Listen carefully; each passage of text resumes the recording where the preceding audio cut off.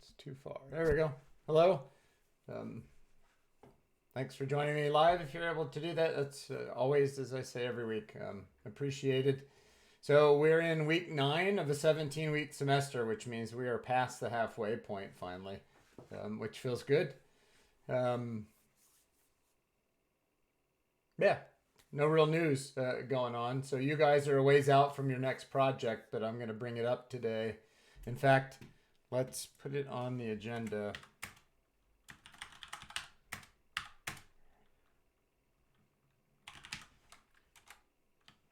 And so I remind myself to talk about it. Because if you are aware of what Project 2 is going to ask of you and you start watching the labs carefully, you will notice that the labs are giving you parts that you can reuse, procedures for the most part, procedures that you can use to build out at least some part of the second project, which comes due later in the semester. So start being on the lookout for things you can use from your labs in Project 2. But of course, to do that, you'd need to read Project 2 and be aware of what it's asking of you. So before we do demos, let's look at the let's look at the module first, and then we'll do demos real quick. I've only got a few, so I'm starting to whittle that number down, and I try to go a little faster each week, just because I do still want you to see the work of people who kind of took the extra time to do something cool. But I also don't want to burn anybody out on seeing like tons and tons and tons of them. Okay, so here we are in week 9. So we're doing bitwise logic this week. One of the things that I think is one of the more fun things that we do in this class. If you know how to use bitwise logic cleverly, you can use it in high-level programming, and I have used it in high-level programming a fair amount since I sort of established a reasonably good grasp of how it works. I've discovered I can use it a lot. And then after that, next week, Tues complement, and Tues complement is when we start doing signed integers. Tues complement is referring to the system that we use to represent negative numbers in binary. So that's next week. This week, bitwise logic, week 9. So notice the project is due on December 11th. Let me go ahead and open it, and then I'll go look at it before I close out today. So that's December 11th. It's a long way away, but there's a lot going on between now and then that you can use in that project. And I would argue you can make your life a lot easier if you are aware of what the project requires. And then you look at the lab each week and you say to yourself, that's a thing I can use in the project. It might be helpful even to sort of have a crib sheet of the functionality required for the second project, and then you can be using your crib sheet to kind of pluck things out of the labs each week. At least that's one way to go about it. Okay, so this week's module. Maybe. There we go.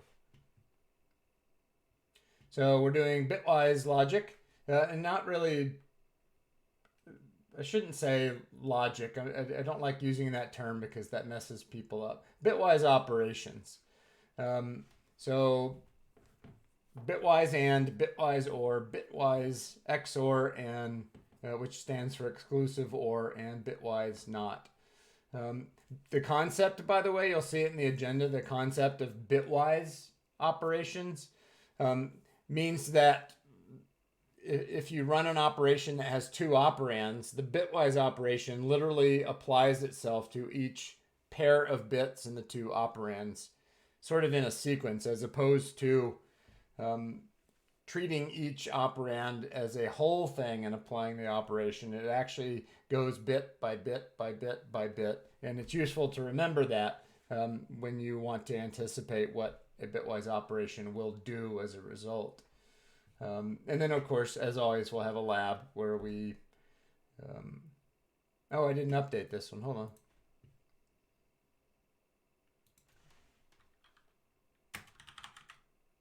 Operations.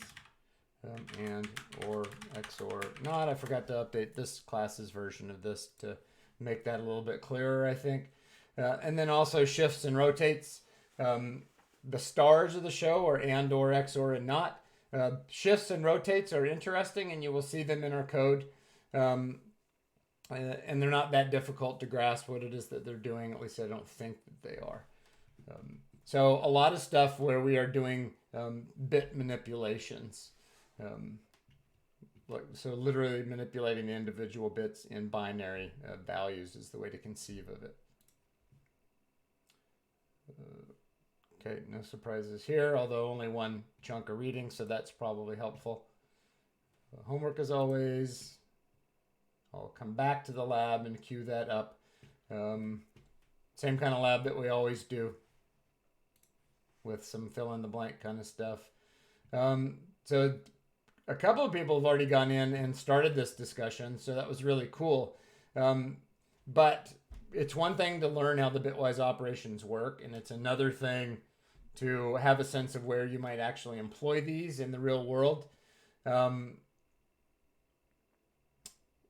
OR are very, very, very useful. XOR is harder to see where you would use that, but there are applications of it in the real world. So that's our discussion this week, is to go hunt down the ways that people in our line of work use these operations to do useful things. Not just sort of little standalone experiments, but actually implement algorithms with them. So homework lab discussion as always, and then the second project, which 99% of everyone is way on top of that, but I have had a couple of people say that they just lost track of it. So Canvas is telling you what's coming up in your classes. My Canvas homepage has a big table in it that shows you everything that's due. Every week, the entire semester, I have a page of reminders that links to future work, the big stuff. So if anyone is having trouble keeping track of those things, and of course there's also the tools that you can use yourself, a calendaring application or a to-do type of thing. It didn't affect very many people, but a few people. So I'm not sure what else to do other than remind you about it myself and put links to it all over the place in addition to what Canvas already does. But there I'm stopping and sort of highlighting it. So maybe if you did struggle from your end, you will take the extra steps needed to not lose track. Okay, so I'm going to switch views, do demos, and then talk about and or XOR and not. So let me switch views. Get this thing up and running again. Okay, so just a few quick demos from last week's labs. I can't remember, honestly, the ones that I picked, what they had in them. So I'm not, when I'm testing your labs, I'm not trying to break them. So here's the inputs that I actually used for this. So I did 1, 12, 23, and 34, which was enough to kind of see if the graphing algorithm was working correctly. It's enough to see if the min-max is working, and then it has a little rounding issue in it. That's enough to expose whether or not the division is working. So anyway, this is one that just kind of put some work into making the output look nice.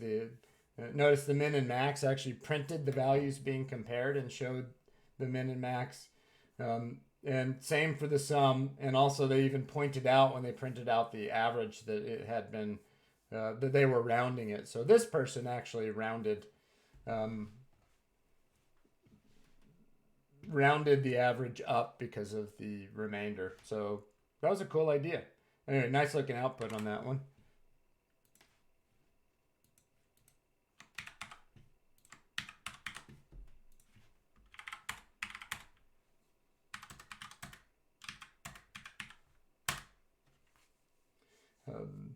I also like that this person kind of labeled up a section just to make that more clear.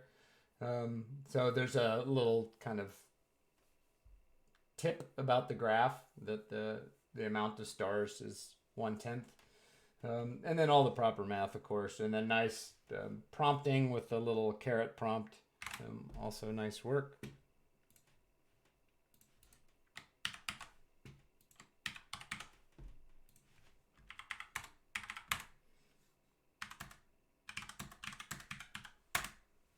And here's another one where just some effort was made to do nice looking output. The graph, notice, by the way, is labeled, which is pretty cool. 8-bit graph above it. So yeah, very nice work with some details in the sum and average outputs. Also, this one is showing, is hinting that there's a remainder in there. So anyway, that some of you are managing to maintain this kind of energy is, I have a lot of respect for that. Computer science is a hard major. The classes are hard. We have a lot of work. We do a lot of things that are very abstract. It can be very humbling because we spend as much time making mistakes and correcting them, it seems sometimes, as we do solving problems and just getting it right the first time. So it takes a hardworking, humble, committed person to maintain this kind of energy. So I have a lot of respect for that. Hopefully you're also giving yourself time to sort of get away from this and let your brain rest a little bit. But it is kind of a high octane major, so I have respect for all of you who are made it this far and you're still going with the amount of energy that you have. It's good stuff. Okay, so I am going to stay in this view because I want to do truth tables.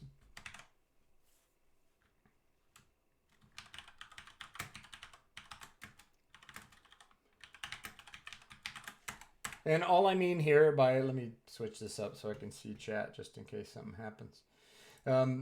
All I mean by truth tables is this is the way the rules work for these bitwise logic operations. And I'll do the most basic truth tables first. And then I'll expand it out just to hopefully drive the point home.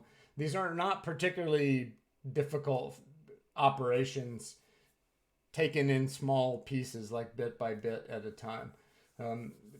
When you start coming up with applications of them, then they seem a little bit more abstract. But the basics of them are not super, super hard. So let's do an and. And first we will do the rule. So what I mean here is, in terms of bitwise logic,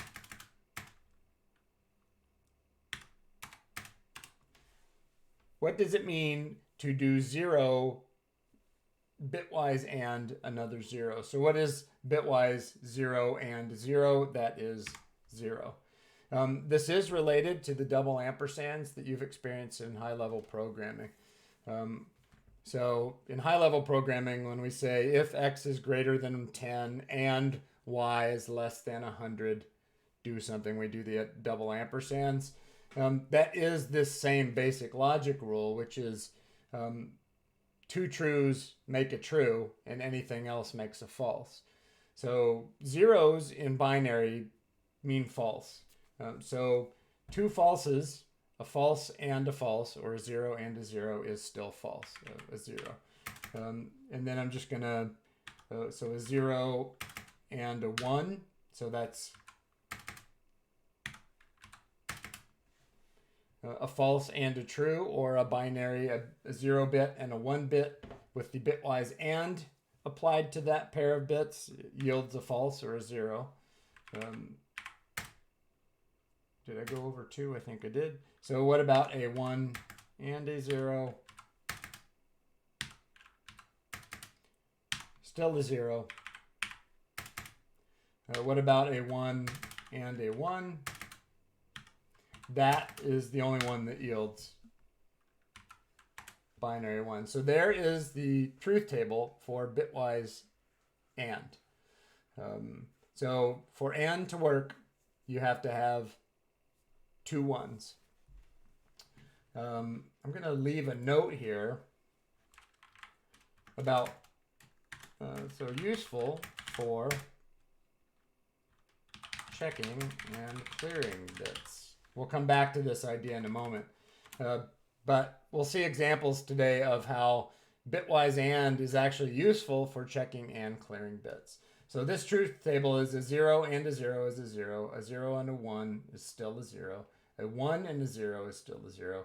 A 1 and a 1 now gets the 1. All right, so there's bitwise AND. Let's also do bitwise OR.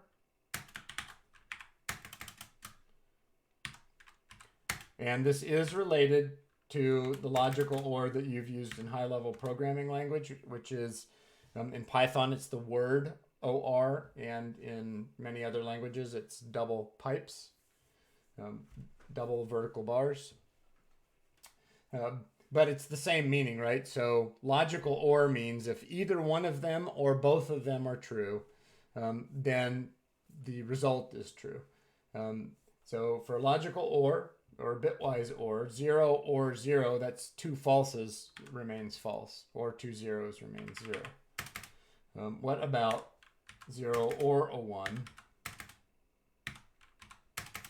Well, only one of them needs to be true, or in another case, only one of the bits needs to be 1 to yield a 1 as a result. So the 0, bit 0, ORed with a bit 1 yields a 1. And then you can guess what happens next, which is a bit 1 ORed with a bit 0 is a bit 1. And a bit 1 ORed with a bit 1 still yields a 1. So that's the truth table for a logical OR. A 0 or a 0 is a 0.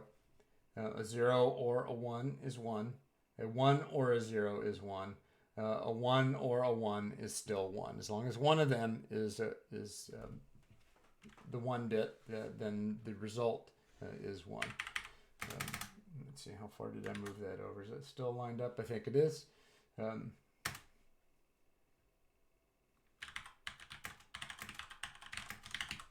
So we'll see applications of bitwise OR where it is useful for actually setting bits, for actually flicking a bit on, if you will. I'll show you some examples of that. So those for us are the most useful ones. To work with.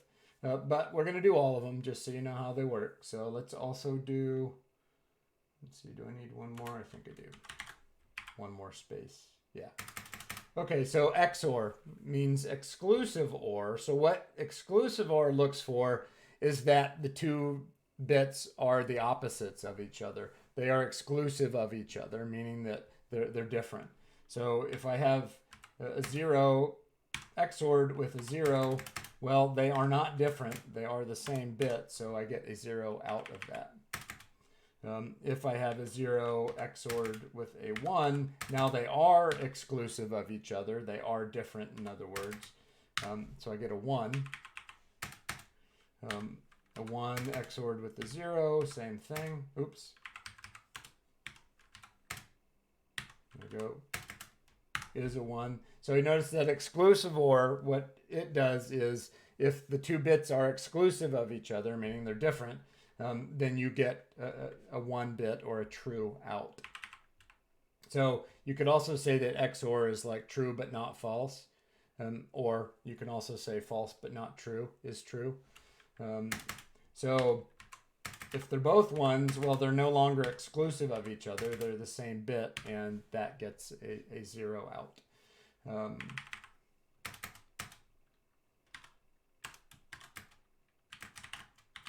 I would call this one a bit esoteric, and by that I really just mean that the applications for most of us seem a bit out there and not particularly useful, although interesting.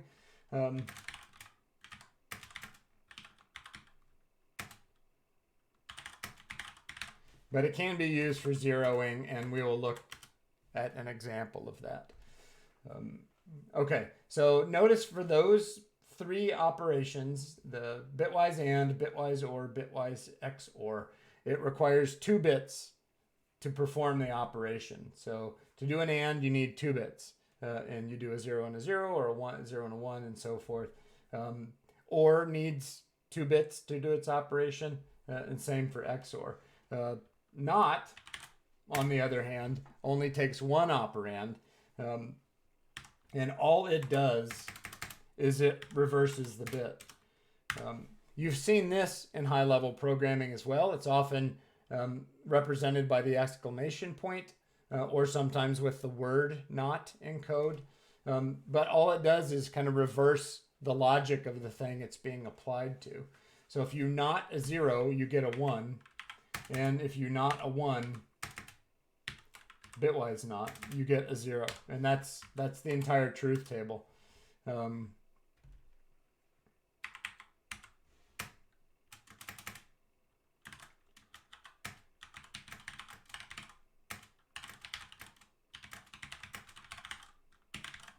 So we will use the not operation when we start talking about signed integers and we want to reverse negatives to positives and positives to negatives.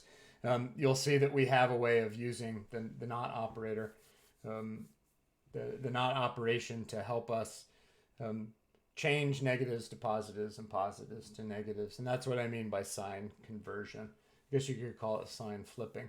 Okay, so there's the basic truth tables of those bitwise operations. I'm going to hold off on shifts and rotates for a bit until we do a few examples of this. So now let's do, sure.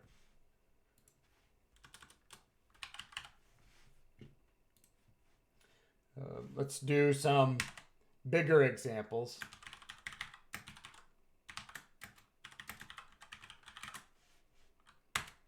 So now let's do some bigger examples. And we'll start with nibble-sized examples and then probably do bite-sized examples just so you kind of get the flow of the thing. So let's do, I'm going to squish these together at this point. So let's put the and in here. Okay, so let's say for argument's sake that we had this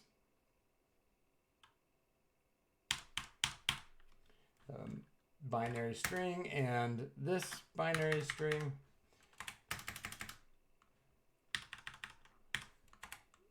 The result.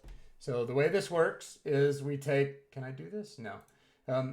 We still do the pairs in columns. So we'll do, and it doesn't matter, in fact, which direction you go because the bitwise operations just do columns of bits at a time. So they don't do larger chunks.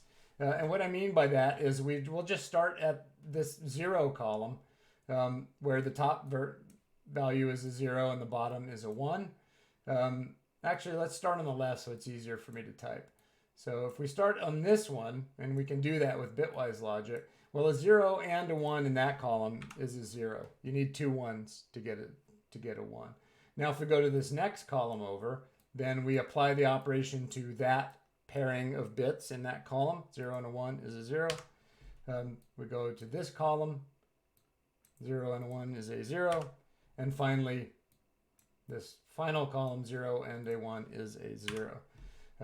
The point here is that you can and nibbles, bytes, words, double words, any size of binary values as long as they're the same size because the operation simply goes column to column to column to column. There's nothing complicated. There's no carries. It simply applies the and to each pair of bits column by column. All right, so there's an and example. Let's do another one.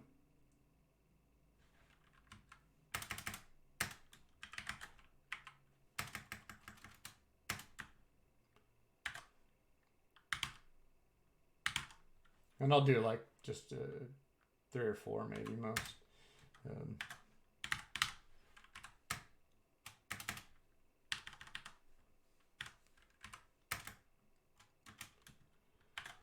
So I can go any direction, but for typing purposes, I'll just start at this column nearest the binary marker. So 1 and a 0 is a 0. A 0 and a 1 is a 0. 1 and a 0 is a 0. 0 and a 1 is a 0. So same result, bit by bit, or bit pairing by bit pairing by bit pairing. Same result.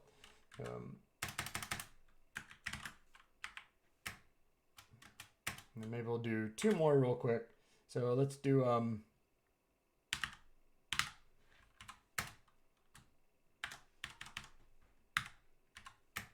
probably this is enough to exercise the idea. At least I hope that it is.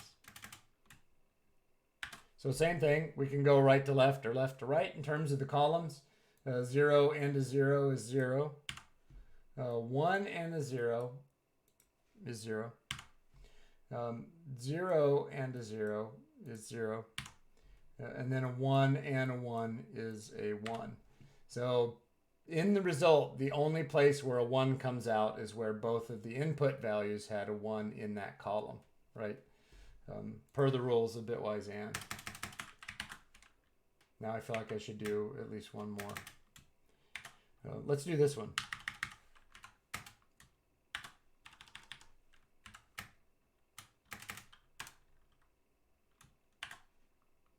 Nope. There we go.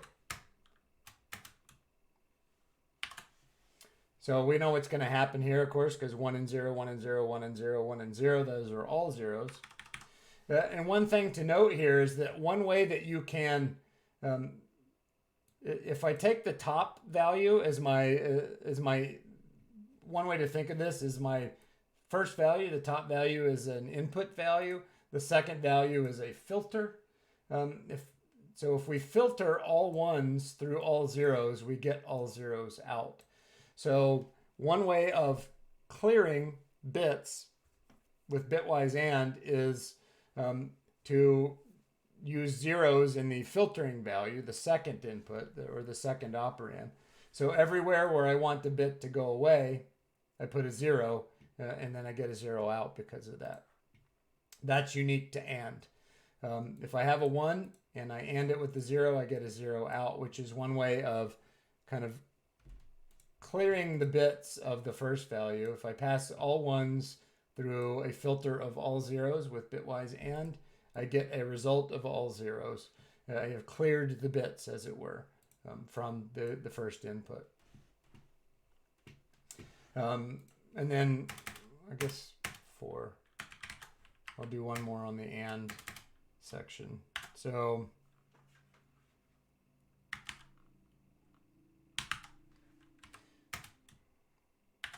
another way of using AND is for checking bits. So let's say, for example, I want to check to see if this bit right here in the input value is a 1 or not. So the way I would do that is I would set up sort of a filtering value where I'd put a 1 in the place where I want to see if there's a 1 in the input, and then zeros everywhere else.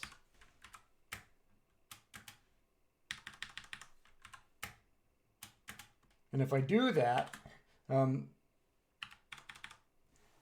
I get the same value out as my filter, then I know that that specific bit in the original input, this one right here, was in fact flicked onto it. It was a 1.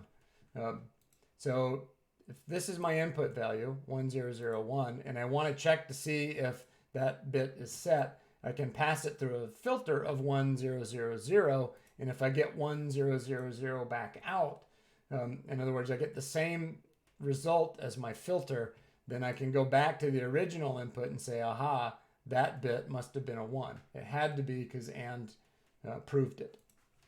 So that may not help until we do a more extended example, but there's a bunch of those, and I'm doing okay on time, so I'm not particularly worried about giving us more examples to work with. Oops, there we go. Okay, just getting myself lined up here. Okay, so OR.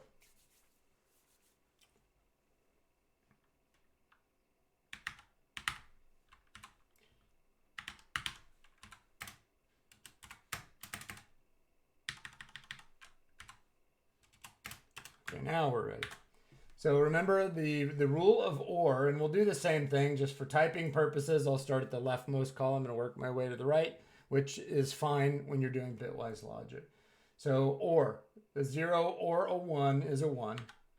A 1 or a 0 is a 1. A 0 or a 1 is a 1. A 1 or a 0 is a 1. So that would be the output of that OR operation based on those two input values.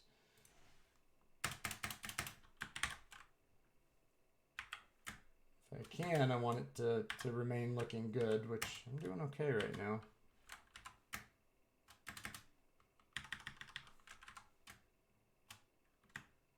Okay, so let's do another one.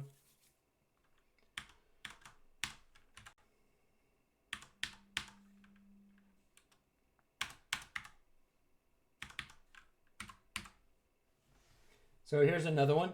If I start with all zeros, and then I pass that through, I OR that with 0, 1, 0, 0, I'm going to get 0, 1, 0, 0 back out. So one thing that you can do with the OR operation is that you can take a bit that is not presently set, let's say the second column, and if I OR it with a 1, I get a 1 back out, which effectively means this result has this bit turned on because of my filter. The other thing that's true about it, trying to keep it lined up. I put this much work into it. I'm keeping it lined up.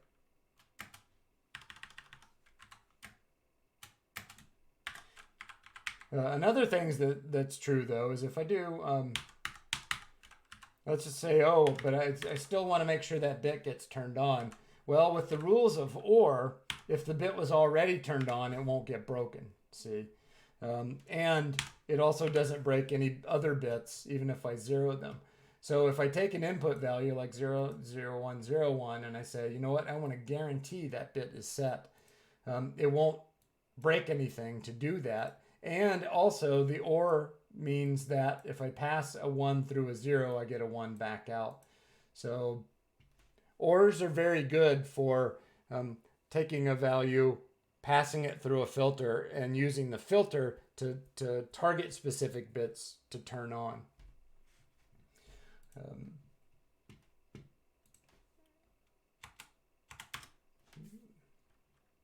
XOR, some of you may figure out. I'm going to do less examples of this one, but we'll do.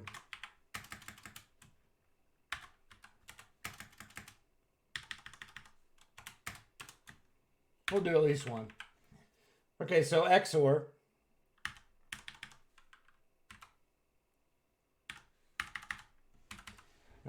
Just to practice, right? And I'm going to go left to right because you can with bitwise operations do that.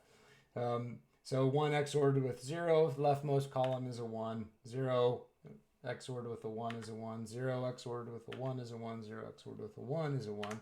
So that's not particularly interesting. What is interesting, or at least you might find it interesting,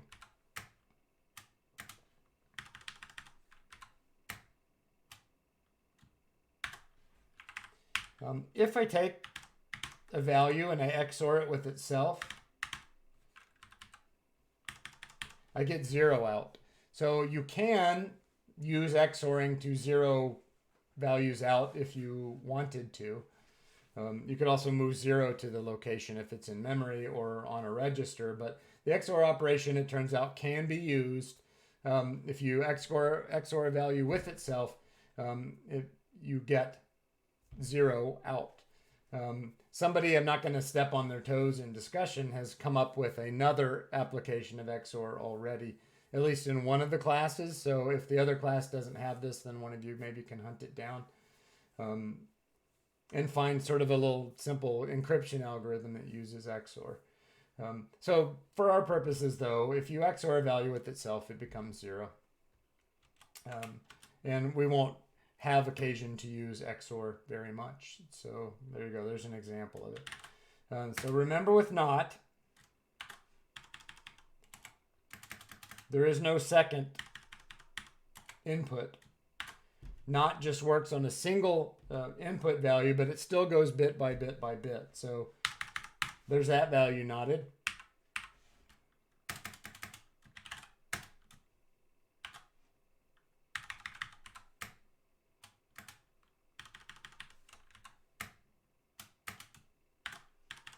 There's that value knotted. And then I'll just do one more. But you already know what to expect.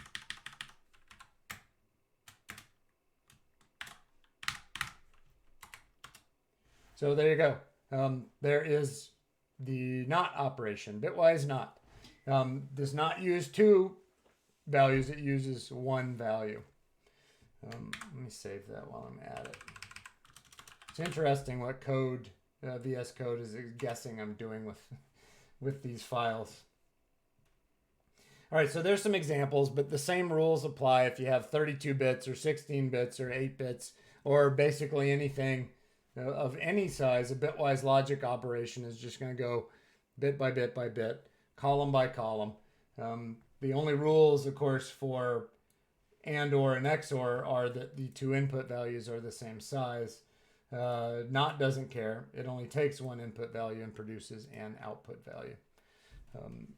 So those don't seem super exciting, but they are easy to understand the basics of their operations. And we'll play around in code with them so we can see this as well. And then we'll also do some in hex and in decimal, just to exercise our brains around that concept just a little bit. So let me fire that up.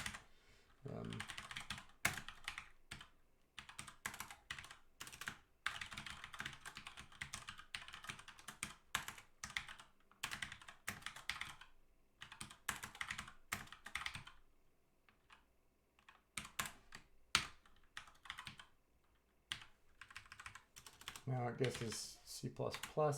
Interesting. Okay, so now let's look at it in code, and we're going to use the x86 operations. They are and, or, XOR, and not. No huge surprises about that.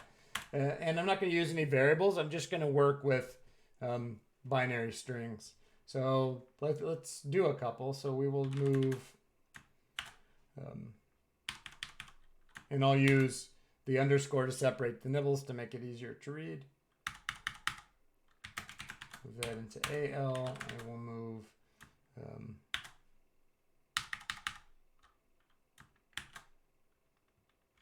oh, what am I doing? BL.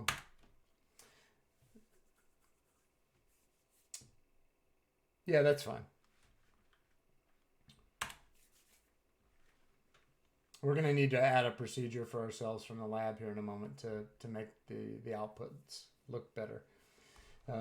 But we'll see if we can make sense of them in the meantime. So let's do a AND. So let's AND.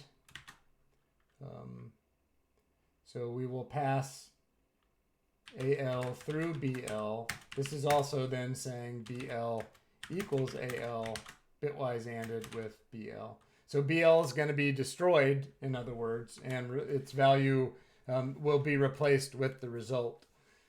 Hopefully everyone knows what the result's going to look like. I'm going to print it out in hex first, and then we will enhance our program with the procedure to print it out in binary. So we will say AL and, oops, put a $sign there, BL equals $, BL, and then a new line character, which is just nutty looking. So I'll give you a moment to think about it. I don't have, I think, my sort of usual very chatty people, but maybe you're here and just being quiet today. So you can chat it if you like, or not, but just think to yourself, if I AND these two values together, what is it that I get? So let's look.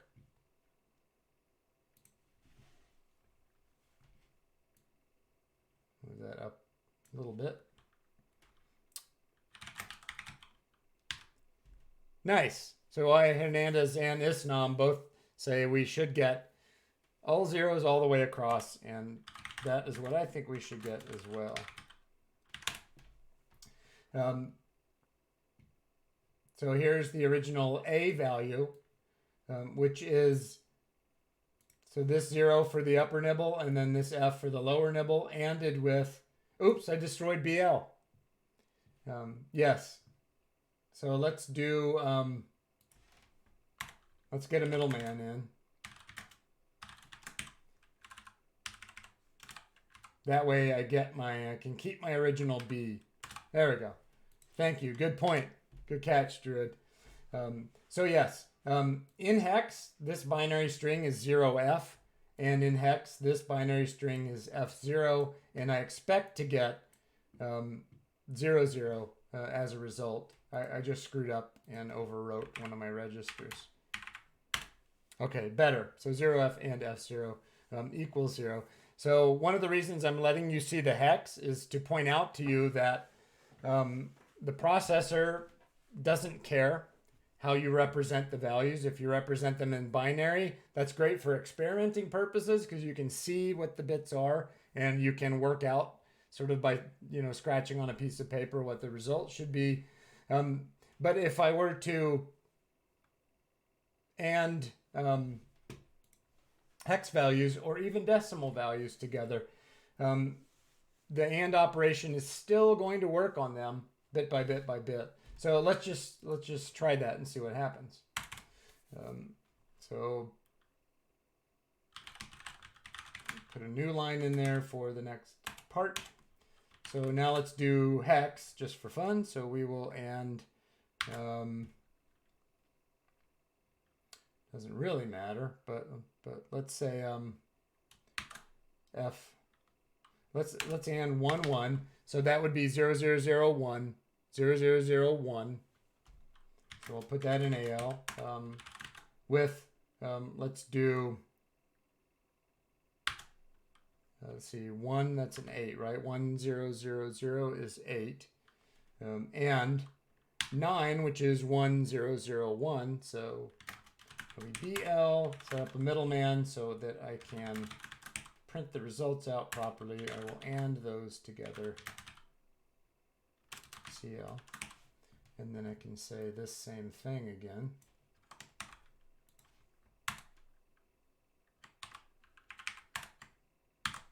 Okay, so this one's harder to do in your head probably. I'll write these out though in binary. That's that value, and oops, there's a stray F sitting there. This value in binary is that. So in hex, what's that going to look like in hex?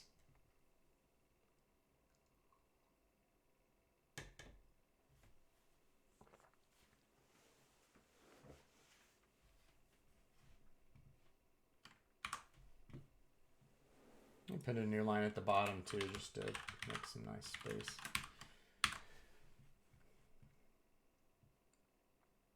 So part of this is just to get you thinking about the fact that the AND operation doesn't care if it looks like binary. Nice one. So I. Hernandez has it exactly right. It is binary, a 0 nibble, and a 0 0 0 1 nibble, or in hex 0 1. So that's what I think it's going to be as well. Unless I make another mistake. So that is as expected. Let's do a harder one now. All right, here we go. So we're going to move. I got to think about it for a moment.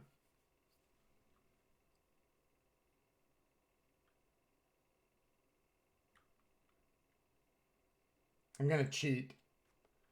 So let's say move 10 to AL.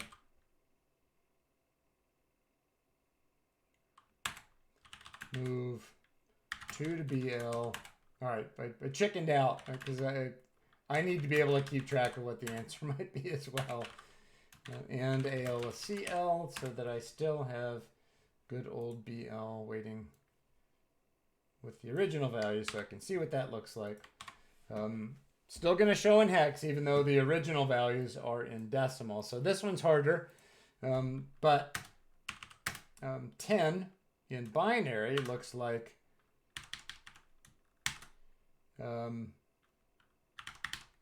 that. In hex, it looks like that. 2 in binary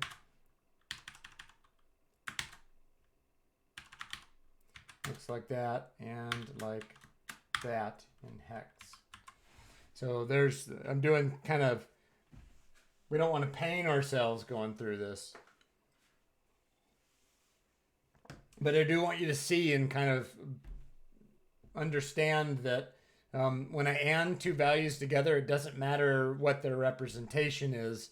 It's still going to be a bitwise operation. So I have to just remind myself in my head, basically, that when I move decimal 10 into AL and decimal 2 into BL, and I do an AND operation on those things, the AND operation is still going to go bit by bit by bit by bit as the value is actually represented on the processor. So there's that one, which I will save.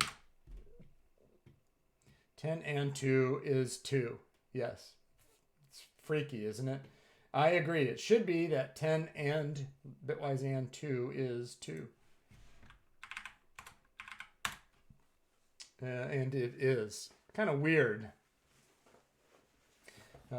So this is not addition, of course, and it's not subtraction. And that sounds silly for me to say that, but most of us have no training in doing this kind of these bitwise operations. So our minds are trained to do kind of normal math, and we want to kind of figure out, well, 10 and 2, how can that possibly be 2?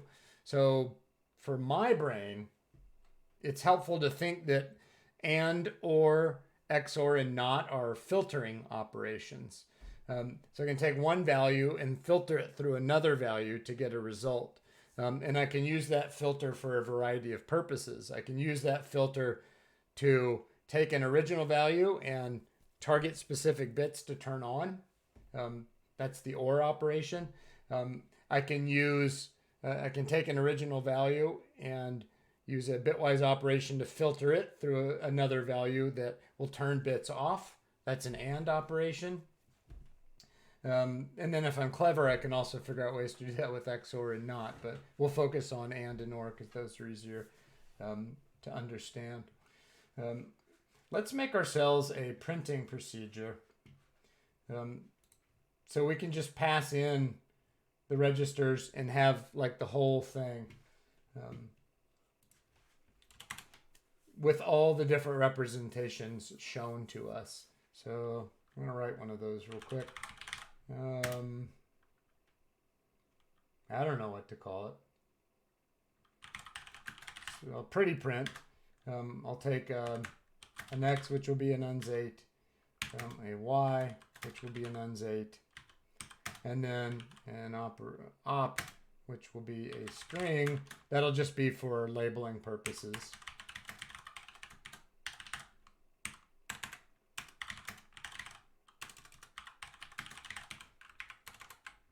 So heads up on this one, and I will load this as a code sample with probably all these files.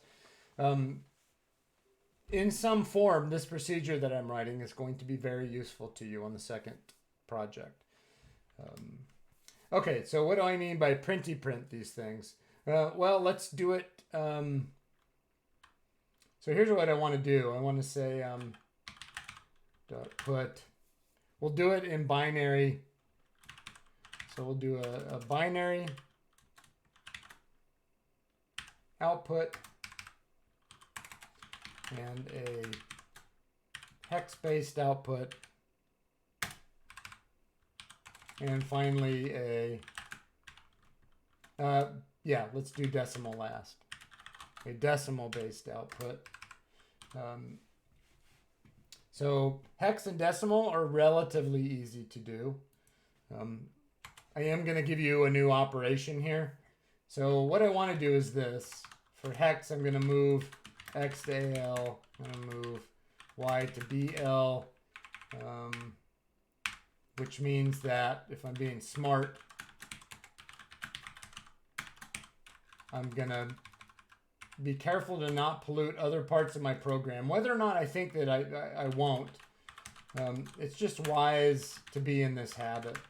So the carryover from last week is that from here on out, when you're writing a procedure, make it bulletproof, especially for your second project, because you never know when you might change the order of things. And if your procedures are not crafted carefully using the stack to preserve register values, you might wreak havoc in your own code. So why even bother? If I know I'm going to use these registers locally, then I'm just going to push and pop them. And now I can do whatever I want. So now I can do whatever I want, which is $ AL. Need a space in there, unfortunately, and then I'll place the operation and then another space with the $ in it, and the BL, and then equals. Oh wait, I need a Z also, don't I?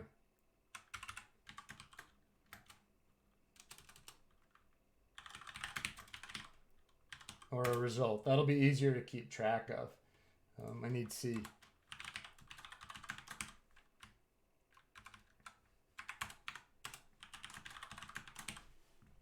So you probably already knew this, but if you hadn't thought about it before, if I want to see what the hex is for something like an UNS8, I'll just move it into a register and I print the register and I get hex, because HLA kind of just, that's its default behavior. I need to move the result into CL, and now I can get that for free as well. New line character. This the decimal one is easy because I already have the value. So X space the operation space Y space equals space result new line character. So there's the decimal one, pretty straightforward because the parameters kind of forced a conversion of data types for me. The binary one is the pain in my rear. So this one's going to take more work. So there is no native binary printing capability.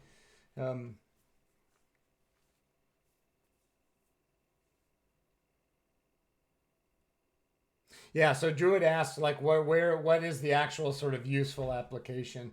So once we get this set up, then I'm going to do a little mini application that shows you a way that we might use these, at least and or. So that's coming up here in just a moment, where I'll create a small application with and or to show you how those work. And if I have time, I'll do the same one in C++ so you can sort of see the differences. So yeah, for now, Druid's asking, like, how is this actually useful? We'll see that in just a moment.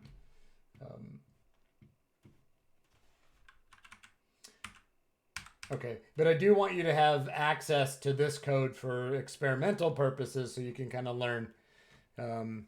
Yeah, so I could grab print binary from the lab, but I'm going to go ahead and write it and explain it so I can get shifting in. So to print a value in binary, the whole trick of it is using shift operations. So let me do shifts and rotates. So I'm about to use a shift operation and then show you an application of it for printing out binary. But really quickly before I do that, we can shift left, and we shift left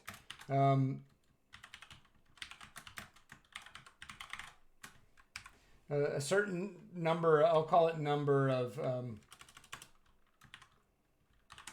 we shift left a certain number of columns, a register. We can shift right a certain number of columns, a register. We can rotate left. I'm just going to copy now. Dang it. And we can rotate right. So these do not seem very useful, but I'm about to use shift left. But let me just show you how a shift left works, and then I'll show you how to rotate right works, and then I think you'll understand, and we can move on. So let's just say, for example, that I do this. If I move this binary value into AL, and then I shift left one column AL,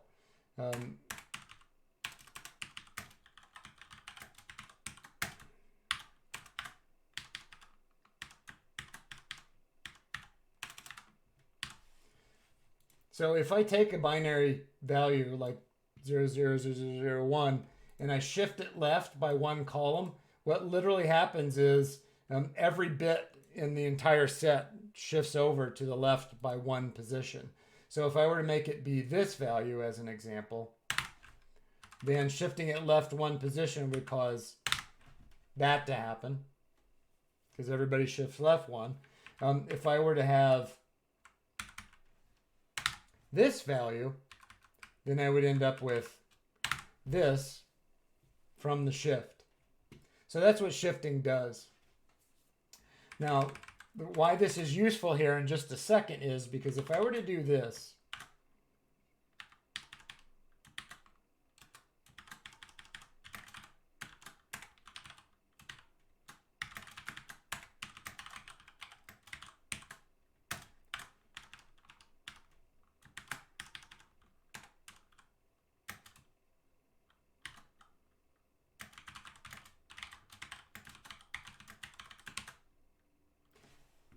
so in this example on line 12, if I were to shift this one left by 1, I'd end up with all zeros.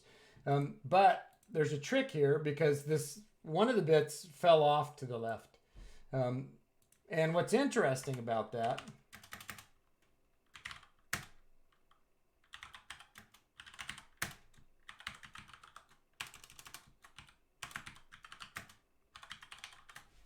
is that when bits fall off, they go into E flags carry. So if I shift this value to the left by 1, that this bit right here falls off, but it more or less kind of falls into the carry bit. And then I can immediately check the carry bit to see did a bit just fall off and use that information. So I'm about to create an algorithm with this understanding.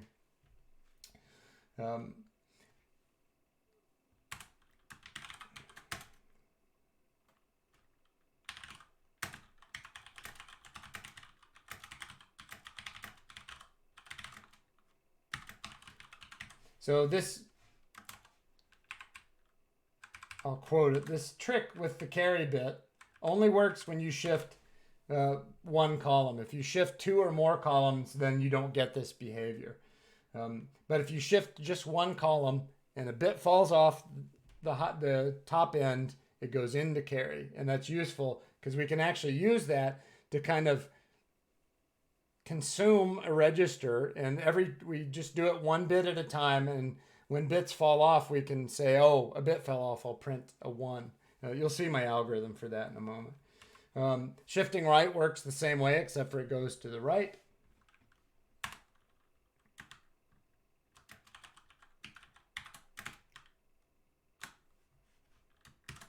Let me put this message up here for shifts. Okay, rotate. So rotate looks like this.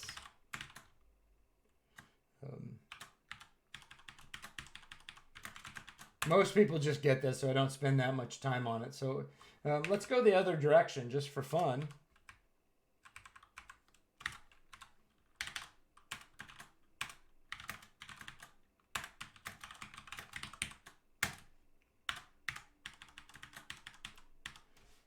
So the difference between shift and rotate. So shift is destructive in that when bits are shifted to the left, they fall off and are replaced by zeros as the bits in the register kind of march either from left to right or from right to left. So shifts are destructive because if you shift an 8-bit register 8 times, then you end up with a register with only zeros in it, which is something to keep in mind. A rotate, on the other hand, takes the bit from one end and rotates it around to the other end. So they're not destructive. So if you take an 8-bit register and you rotate it 8 times in either direction, you get the same value back that you started with.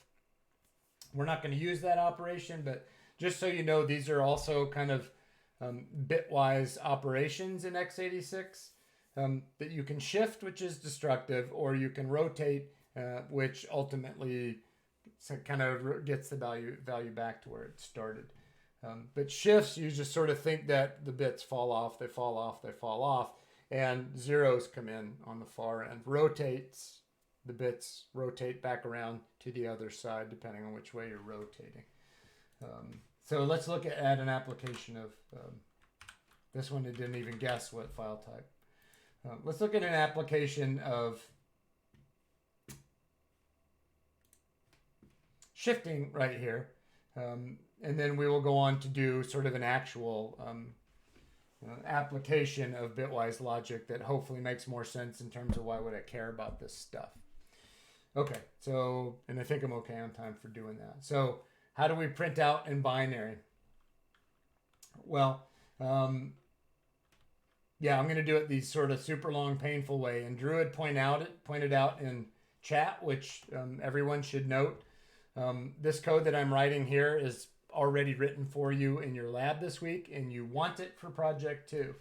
The only reason why I'm rewriting it here is so that you can see how it works, or at least so I have a chance to explain to you what's going on. Okay, so here we go. Let's print out X first. So we'll move X into AL. That's fine. Now we're going to do this. So AL is an 8-bit register, and if I want to view the all 8 individual bits in AL, then I'm going to do that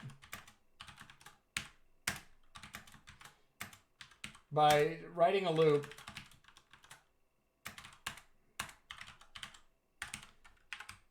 that does 8 shifts. So the reason why I'm doing 8 shifts is because I want to examine each of the 8 bits in AL individually. So I'm about to repeat a process 8 times, which will give me the opportunity to view each individual bit as I'm shifting it off of that register. So I take AL and I shift it left once. So remember, AL presently is the X value. I should put well, I'll worry about that in a moment. So what happens when I shift AL left once? All the bits move over 1 to the left. A 0 comes in at the far right. And if there's a 1 on the far left, it will fall off into the E flags register. And I can now identify that fact and use it for my outputs. So after a shift, if there's a carry bit, then I know that a 1 just fell off. And if a 1 just fell off, well, heck, I'm going to print it out. So after a shift, if there's a carry bit, then there had to be a 1 that was shifted off the register, and I will spit out a 1. It's my little trick for seeing what the bits actually look like. If there's not a carry bit, well, it had to be a 0.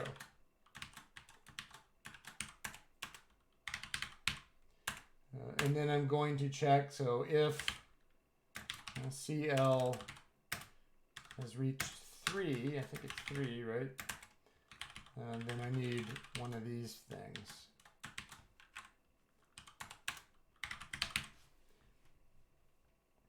So I wanted you to at least see sort of hear an explanation of the algorithm, and then after 0, 1, 2, 3 bits have been put out, I'll spit out an underscore so it looks pretty on the screen.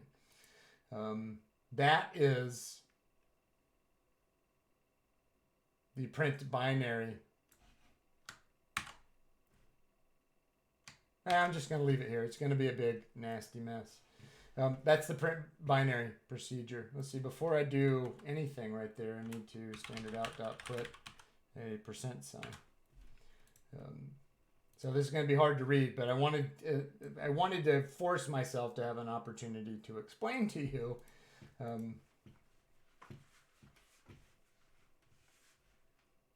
this algorithm.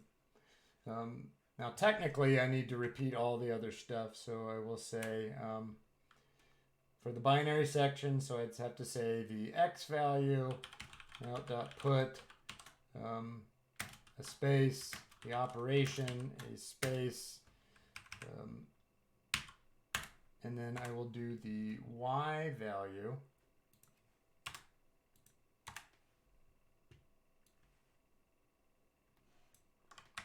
And you all already know for sure that I should be using a procedure, but I'm not. because I'm testing the fates. And then finally equals, and then I will do the result value in the same way. And I hope you're all, what you should be feeling is offended at the mess that my code is right now.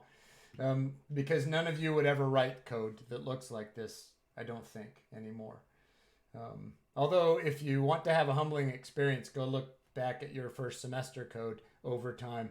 And it can be quite humbling. So there's the result. And then I just need a new line at the end. And I think I have my whole thing.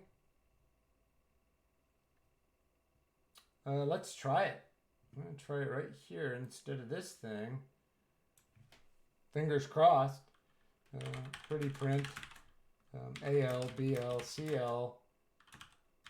And was the operation. That's just for labeling purposes. In fact, I can do it every time now.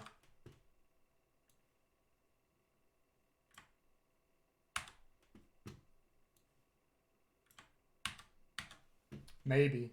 We'll see if it compiles. U, line 5.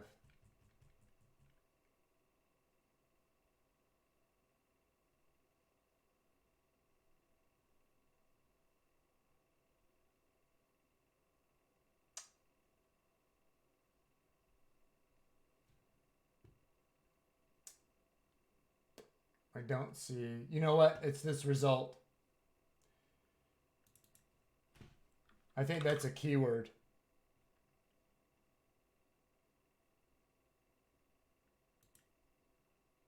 Oh, I see what you're saying. I see what you're saying.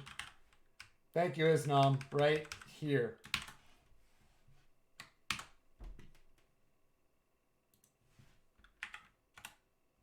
Shoot.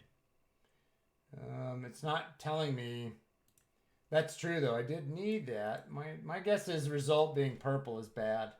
So let's call it res, and then we'll do some updating.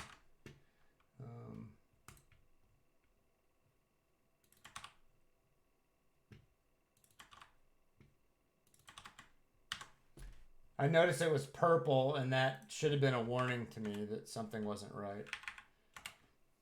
All right, so there you go. Just kind of printing it out in all the formats. It's not terrible for a quick pass through that. But also, I'll share this code with you. I want you to have this set up for experimentation purposes. So you can now kind of feed in hex, binary, decimal, different values. You can also do ORs, by the way. It doesn't care. You just change the label. And the procedure ought to update itself. They'll look different. So 10 or 2 is 10, as it turns out.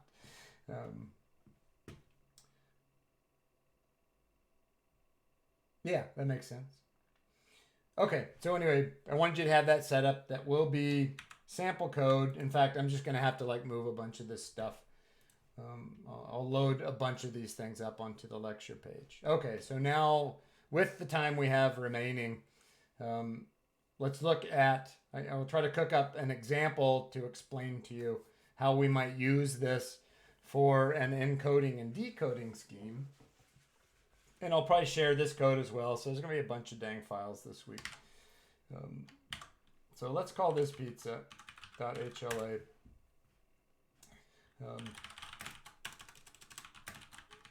Because I think this, I hope this makes sense to people. So now we're back to Druid Dread's question is, okay, so what? So let's try to answer these so what about these things with a little pizza place program. So one way that you can use bitwise logic is for encoding large sets of true-false values into very compact spaces. So if I have 8 bits of space, I can actually encode 8 different true-false values into it, right? Because I can check each individual bit with bitwise operations, and I can check those individual kind of flags to see how they're set. And traditionally, the way that I do this is by building a little software pizza place to explain this. So how does the pizza place work? Let's start by the encodings. So we will encode the ingredients for a pizza in binary, and then we'll use and or to set up a pizza order, and then also to process to see what the pizza order was, if you will. Let's start with a really basic one. So let's we'll just say cheese, which will be a raw byte, and we will make cheese be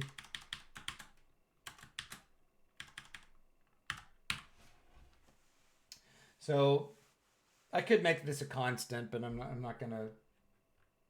I don't want to cross anybody up.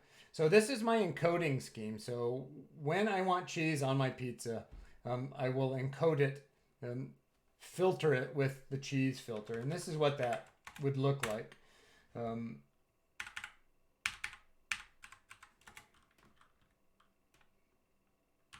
So let's make an order. It will be a byte.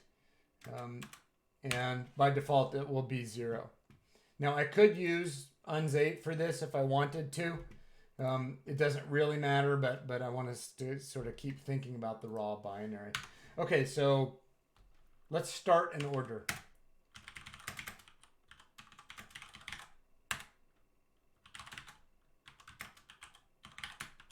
So the first thing I'll do is I will zero out all of the settings. This is kind of like getting a piece of paper with, do you want cheese, do you want sauce, do you want thin crust, do you want, right? You check off all the things that you want. That's what we're encoding here. So to make it obvious,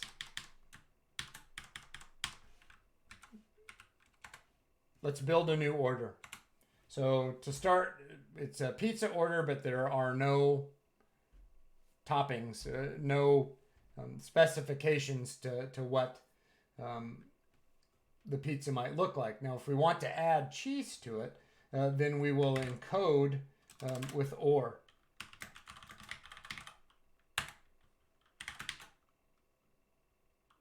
Oh, I can't do this with, let's build the order in a register. Yeah. And then we will or cheese with the register. Now, what did oring cheese with the register did? What it did is everywhere where there's a 1 in the cheese filter becomes a 1 in the order. So we know now the order is because of that or, right? And if this bit is set, then we know that there's cheese on this pizza.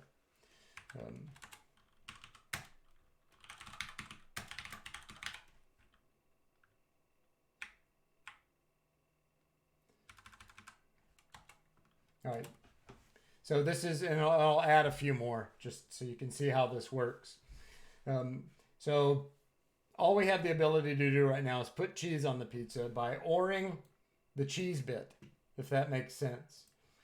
If we use the or operation with the cheese filter, then AL has the cheese bit set on it, and we can check that now. So is the cheese bit set?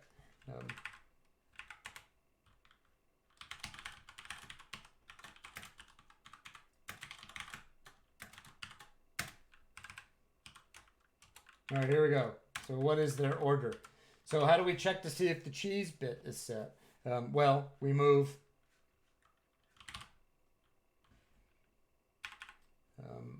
yeah, that's fine. So we will move the current order into a middleman register. In fact, let's separate out the interests.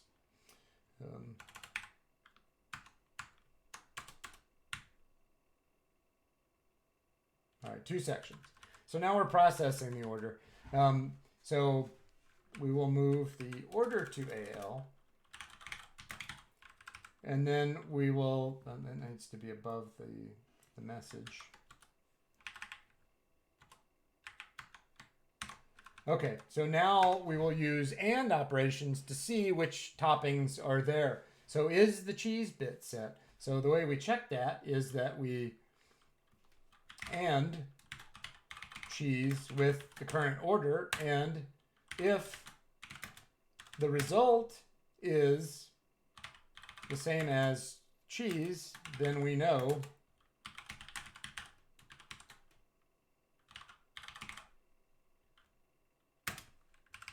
that there's cheese on it. So let's see if it works for cheese pizza.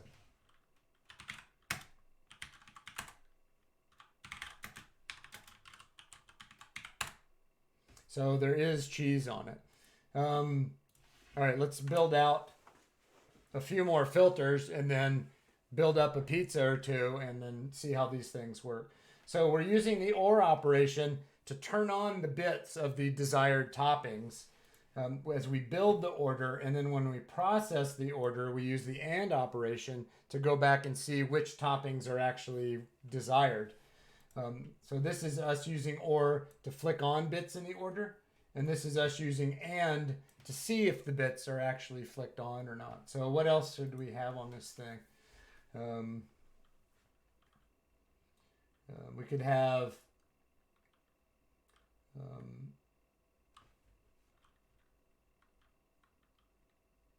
we'll have I guess you can get a no sauce pizza.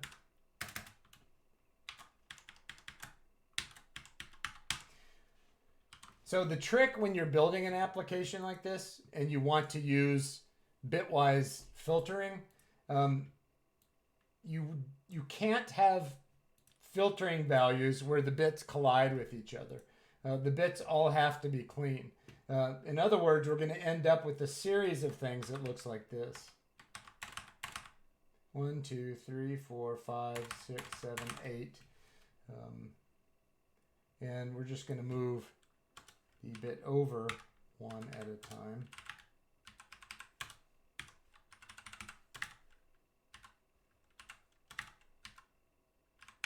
Leave that 0 gone.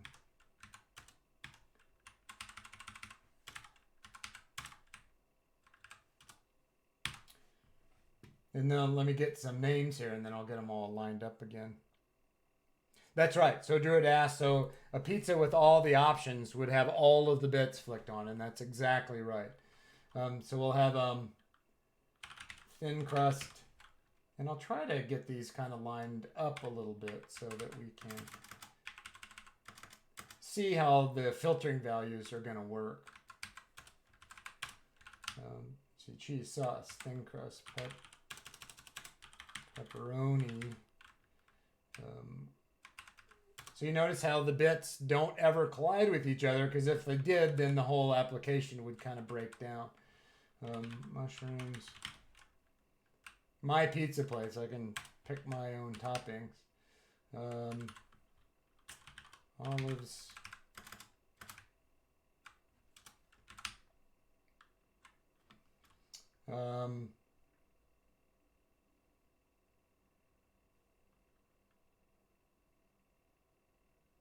I'll run out of ideas now. I need 2 more pizza things.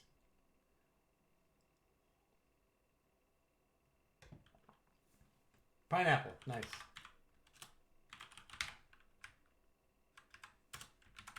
Bacon, there we go. All right, now I got a proper. So notice though that we're going to encode our entire pizza order. Now you only get 8 options, but who needs more, I guess. We're going to encode the entire order in 8 bits, and then we'll write some logic to do that. So let's add some stuff. So you guys can vote. What else should we OR into our pizza? And the whole trick is that the bits can't collide with each other, or this kind of thing doesn't work.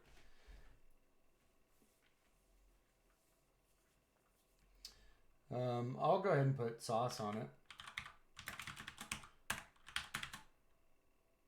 I like bacon. We're going to put bacon on it.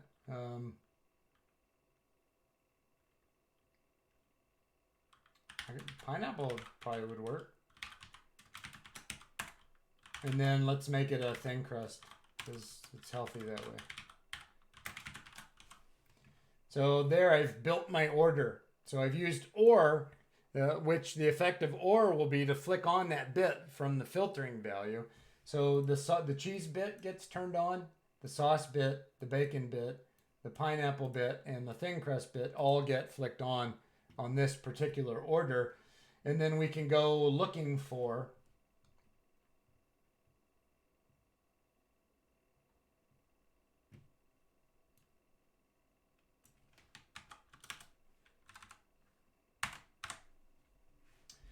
the other options. So there's cheese,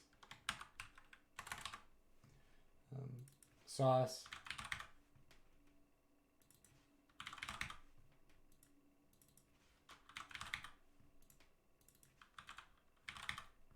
I probably don't have to finish this to make the point. Bacon.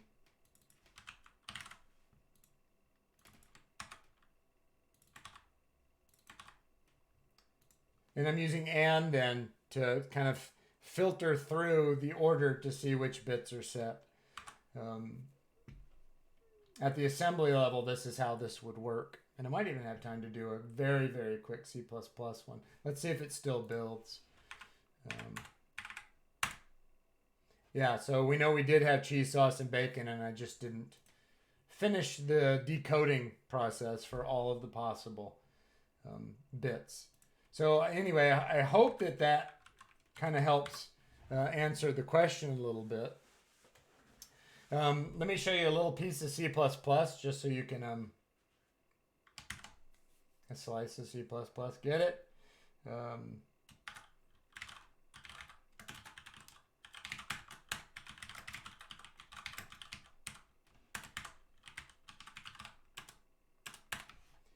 Do a CPP one. So how would this look in C++ as an example? C++ does not have a native represent in binary values, but it does have a native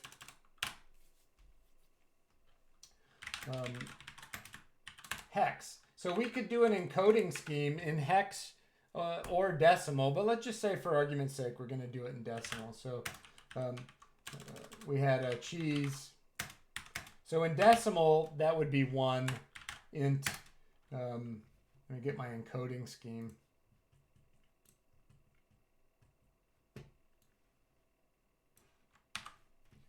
So how would this look in a higher level language like C++? I got so sauce is 2.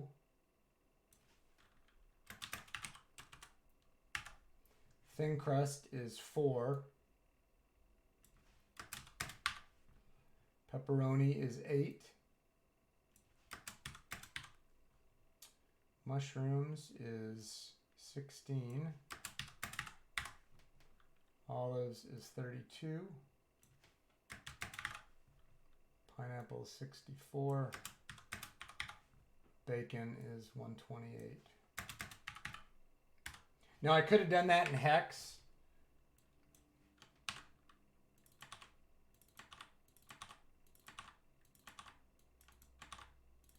So there's my encoding scheme in C++. And in C++, this is awesome. So we will say int order equals 0, and then let's build our order here. So order equals order ORed with. So in C++, it's the single pipe is bitwise OR. So we'll OR cheese, and in C++ we can just do the whole sequence right here in one place. ORed with sauce, ORed with thin crust, and ORed with pepperoni. Let's just go with the traditional. So there's my order. in C++.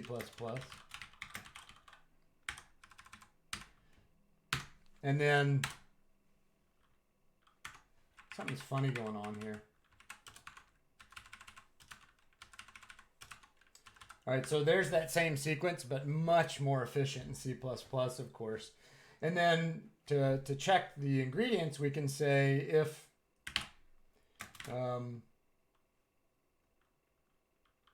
order and cheese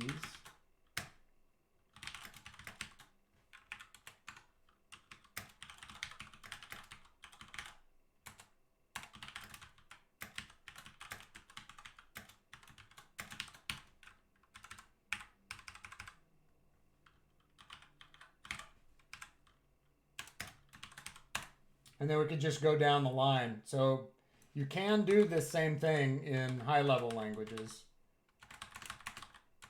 I can do it a lot faster here too.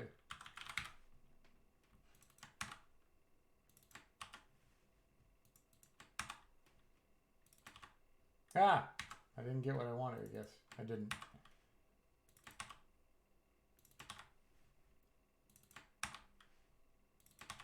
Well, I'll stop there. You get the idea.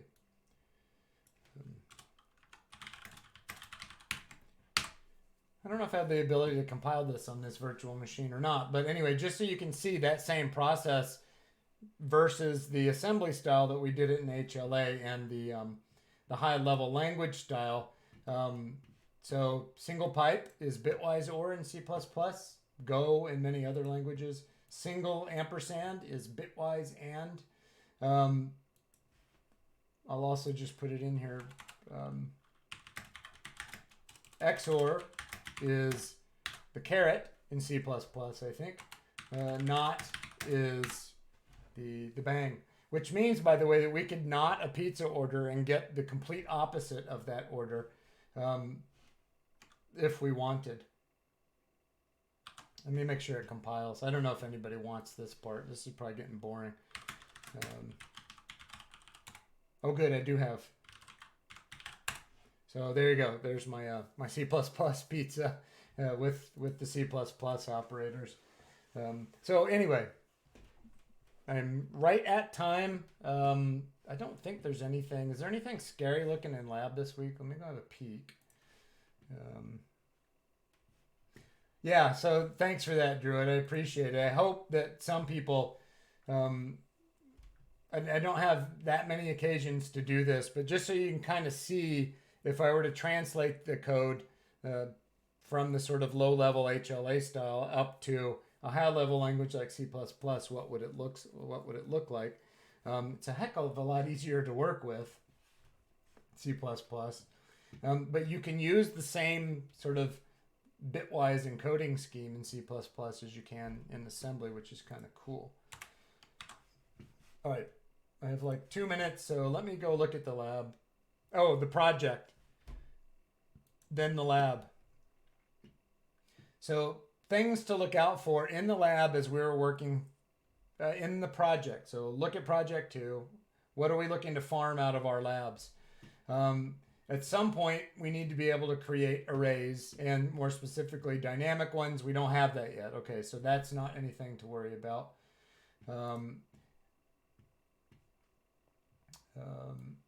We can do random values. So at some point, that'll come back into play. So you might go hunt down where we did random values. We did that. I think we did a number guessing game and a slot machine that used random values in this class. Some average, minimum, and maximum. So we've done small 4 operand variants of those. But you might at least kind of gather up those procedures and have them for alteration purposes. Is that all we're doing?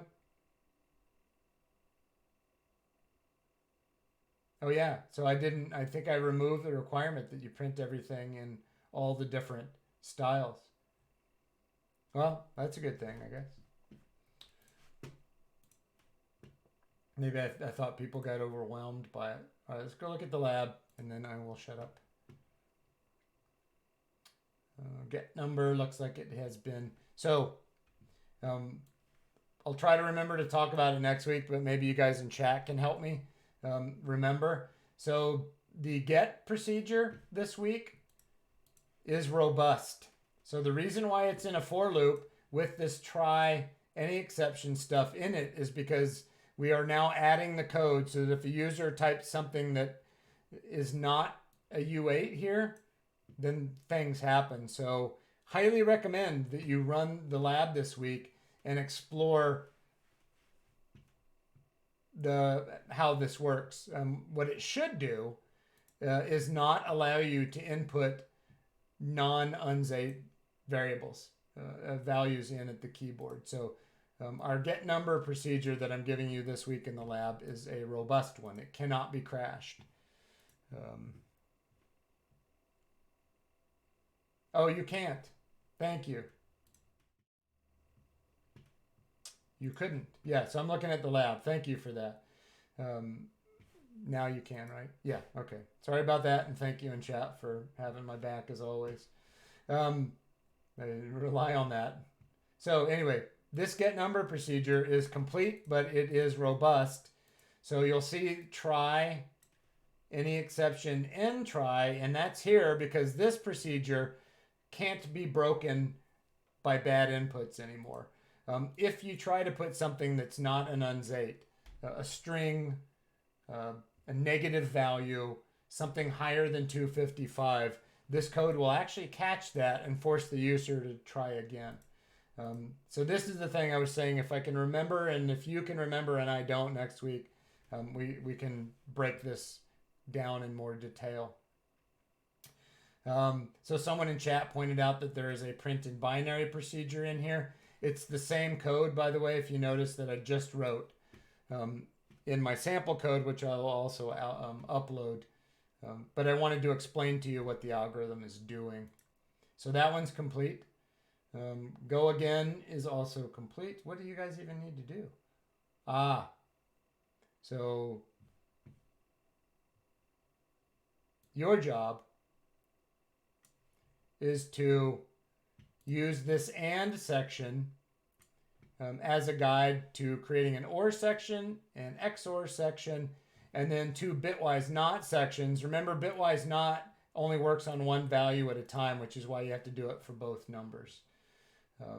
So hopefully that's kind of just a gentle introduction to what these things look like in code.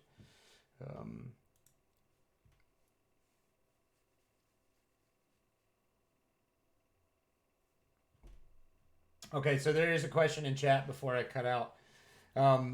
So bitwise logic in HLA has to be performed with the assembly style, kind of like the arithmetic. High-level logic for decision making and looping with the double ampersand and the double pipes, that kind of high-level logic will work in HLA. So you can write decisions with high-level logic.